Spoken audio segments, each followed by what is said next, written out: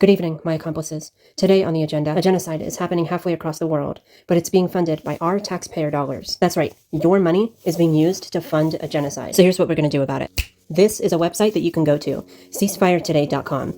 All that it really does is advocate for a ceasefire and end to the conflict. The state of Israel is indiscriminately destroying the state of Palestine. Civilians from both sides have died in this conflict, and I don't want this to continue, not only because war is bad and civilians shouldn't be dying, but because my money being sent from our government is funding these bombs that are hitting hospitals and homes of innocent people. If I can get you to, at the very least, look at this website, if I can get you to send this video to one person, then I will know that I've helped the people that I care about fight for change. I know how this looks. This probably sounds like I'm filled with propaganda or that I've been manipulated by the media. Totally understandable, and I respect that. So it's not enough for me to say that this conflict has just turned into a genocide.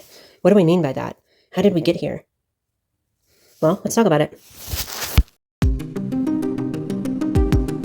So anyways, World War I just ended, and Europe was still largely anti-Semitic. The UK bought some land in the Middle East. They bought a country called Palestine. World War II happened, the Holocaust happened, and that managed to create a huge group of displaced Jewish people. Zionists saw this as an opportunity to guilt-trip Europe in order to have land in the Middle East. The UK totally folded because the Holocaust was bad, so you know, it's kind of easy. And the Zionists got what they wanted. Hold on a minute. What is a Zionist? A Zionist is someone who supports having an ethno-state for the Jewish people.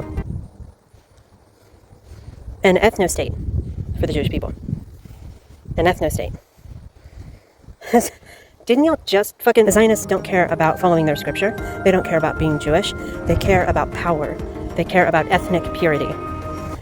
Right, so cool, the Nazis are back. Oh god, the Nazis are back. Israel has been occupying Palestine for the past 75 to 80 years. So what's different about what's happening right now as opposed to the past 7 or 8 decades? Well,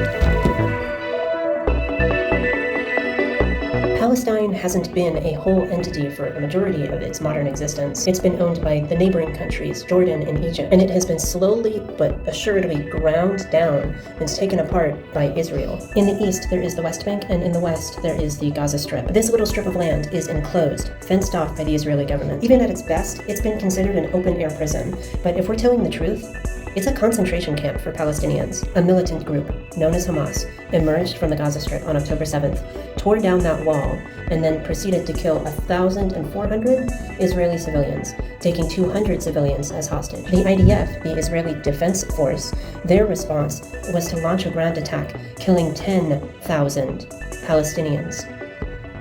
They're bombing Gaza indiscriminately. They don't care about saving the hostages. They're gonna die too.